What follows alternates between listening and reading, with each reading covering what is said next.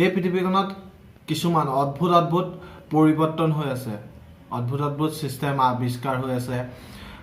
আগতে আমি যি ৰিচাৰ্জ কৰিছিলোঁ, আপুনি প্ৰতি মিনিটৰ কাৰণে আপুনি পইচা দিবলগীয়া হৈছিলে, এক্সট্ৰা আপুনি ৰেট কাটাৰ ভৰাব লাগিছিলে, আকৌ আপুনি মিনিট ভৰাব লাগে, টক টাইম ভৰাব লাগে, ভেলিডিটি ভৰাব লাগে। লাহে লাহে এতিয়া কিছুমান পৰিৱৰ্তন হৈ গৈছে, ভেলিডিটি নাইকিয়া হ'ল, ভেলিডিটি ভৰাবলগীয়া নোহোৱা হ'ল। কিন্তু তাতকৈ এতিয়া আকৌ বেলেগ এটা চিষ্টেম আহি আছে।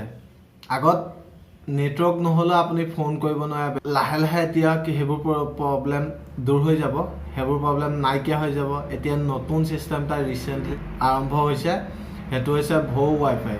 ভৌ ৱাইফাই এতিয়া কিনো, মই আগতীয়াকৈ এটা ভিডিঅ' বনোৱা আছে, মই তলত লিংক দি দিম, আপোনালোকে চাই ল'ব পাৰিব। কিন্তু তাৰ মই এটা লাইভ দেখাবলৈ গৈ আছোঁ, কেনেকৈ ভৌ ৱাইফাই আপোনাৰ চিম্বল ওলাব, কেনেকৈ ধৰণে আপুনি ভৌ ৱাইফাই যে আপোনাৰ এক্টিভেট হৈছে কেনেকৈ আপুনি গম পাব, দেখাম আপোনালোকক। গতিকে ভিডিঅ'টো চাব। ভিডিঅ'টো আৰম্ভ কৰাৰ আগতে সকলো অসমবাসী ৰাইজলৈ মোৰ তৰফৰ পৰা ভোগালী বিহুৰ আন্তৰিক শুভেচ্ছা জ্ঞাপন কৰিলোঁ।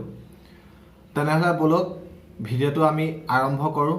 নমস্কাৰ বন্ধুসকল, মোৰ নাম মহম্মদ চাইফুদ্দিন আহমেদ আৰু মই আপোনালোকক স্বাগতম জনাইছোঁ মোৰ চেনেল চাইফুদ্দিন আহমেদলৈ। ভৌ ৱাইফাই এনেকুৱা এটা চিষ্টেম হয়, ভৌ ৱাইফাই আপুনি ধৰক আপোনাৰ মোবাইলত নেটৱৰ্ক নাই, আপুনি এনেকুৱা এটা জেগাত গুচি গ'ল যিটো জেগাত আপোনাৰ নেটৱৰ্ক নাইকিয়া হয়। যেনে উদাহৰণ হিচাপে ধৰি ল'ব পাৰে আমাৰ ঘৰখন, আমাৰ ঘৰৰ ভিতৰত আপুনি জিঅ'ৰ নেটৱৰ্ক একেবাৰে নাপায়। আপুনি কথা পাতিব হ'লে আপুনি বাহিৰলৈ ওলাই যাব লাগিব, নহ'লে চাদৰ ওপৰত যাব লাগিব, তেতিয়া আপুনি কথা পাতিব পাৰিব। কিন্তু ঘৰৰ ভিতৰত আপুনি কথা পাতিব নোৱাৰে। কিন্তু ঘৰৰ ভিতৰত থাকিলেও এতিয়া আপুনি কথা পাতিব পাৰিব, আপোনাৰ নেটৱৰ্ক নাপায়, তেনেকুৱা জেগাতো আপুনি কথা পাতিব পাৰিব। খালি আপোনাৰ এটা বেলেগ ফোন লাগিব। আগতে ধৰক আপুনি আপোনাৰ মোবাইলত নেটৱৰ্ক নহ'লে আপুনি বেলেগক ক'ব লাগিছিল যে মই ফোন এটা কৰোঁ, মোবাইলটো দিয়া।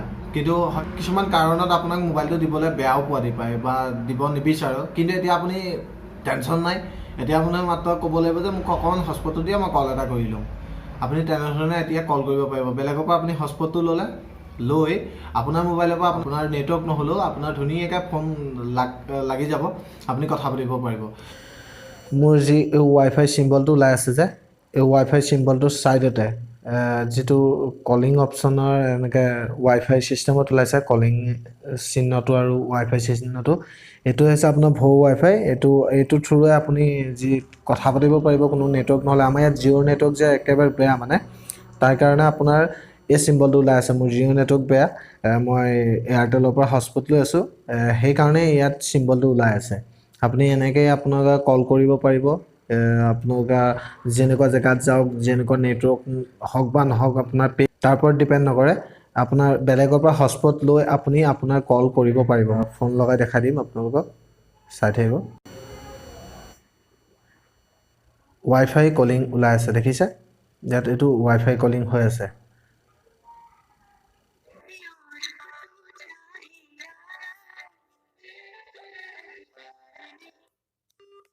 আমাৰ ঘৰৰ পৰা ফোন নালাগে, কিন্তু আমাৰ ঘৰৰ পৰা ফোন লাগি গৈছে, আচৰিত কথা। তাকে দেখালোঁ আপোনালোকক ৱাইফাই থ্ৰু কল কৰিব পাৰি।